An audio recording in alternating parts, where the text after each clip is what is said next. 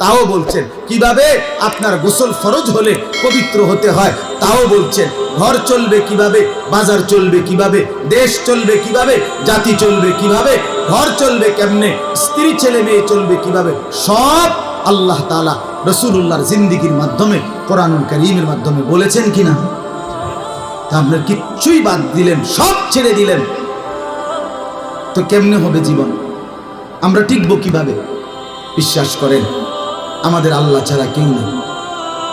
আমাদের জন্য, আমাদের নিরাপত্তা, আমাদের দুনিয়ায় বেঁচে থাকার অধিকারের জন্য আল্লাহ ছাড়া কেউ নেই, কেউ নেই। কোন পৌঁছেগা হমে তেরে সওয়া। হাকিমুল উম্মত থানভী রাহমাতুল্লাহ আলাইহি বলছেন এটা, আল্লাহ আপনি ছাড়া আমগো খবর নেয় কে, আমগো কথা জিজ্ঞেস করে কে, আমরার কথা জিগায় কে?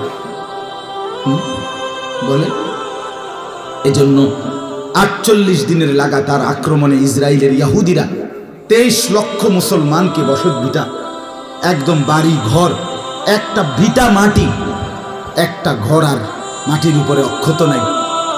এই ৪৮ দিনের লাগাতার আক্রমণ ১৫,০০০-এর চাইতে বেশি নারী, শিশু, অবুঝ বাচ্চার রক্তে জমিন ভেসে গেছে। শহীদ, শহীদ মায়ের রক্ত, শহীদ বোনের রক্তে, শহীদ মাসুম বাচ্চার রক্তে আল্লাহর জমিন ভেসে গেছে। হাজার হাজার মুসলিম নারী, শিশু, বৃদ্ধ হাসপাতালের বেডে চিকিৎসায় অনাদরে, অবহেলায়, অকাতরে পড়ে গেছে। মুসলমান তার লাশ নিজের জন্মভূমিতে দাফন করার অধিকার পায় না। আমরা নিজের পত্রিকায় দেখছি ফিলিস্তিনের মুসলিম মুসলমানের লাশ কুকুরে টানা হেঁচড়া করতেছে, দাফনের অভাবে পড়ে আছে। আর কত নির্যাতন জুলুম দেখলে, মুসলমানের উপরে আর কত পরিমাণ আঘাত দেখলে আমরা বুঝবো যে আমাদের আল্লাহকে ডাকা দরকার। বলে আমাদের মাদের পর্দা দরকার, আমাদের ছেলেদের সেজদা দরকার, আমাদের বাবাদের হালাল উপার্জন দরকার। কখন বুঝবো?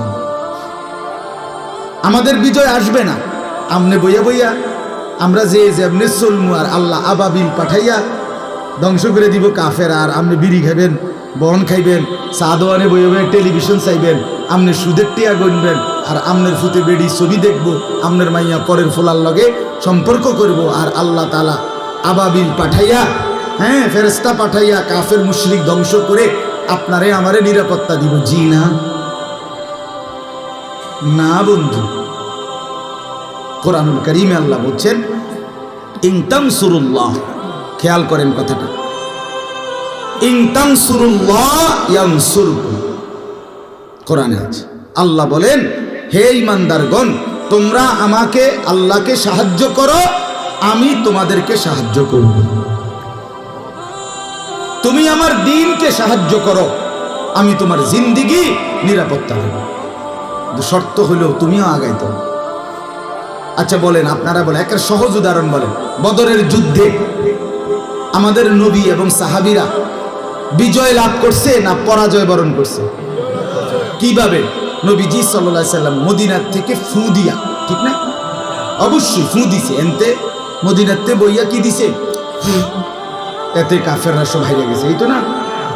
তো নবীজি সাল্লাল্লাহু আলাইহি ওয়াসাল্লাম ময়দানে গেছে কিনা? সাহাবীরা যুদ্ধে দাঁড়াইছে কিনা? যখন ৩১৩ জন সাহাবী, আমরা তাফসিরে পড়ছি, হাদিসে পড়ছি, পড়াইছি, তো নবীজি যখন ৩১৩ জন সাহাবীকে দাঁড় করাইছে ১,০০০ কাফেরের মোকাবেলায়, তাকাইয়া দেখে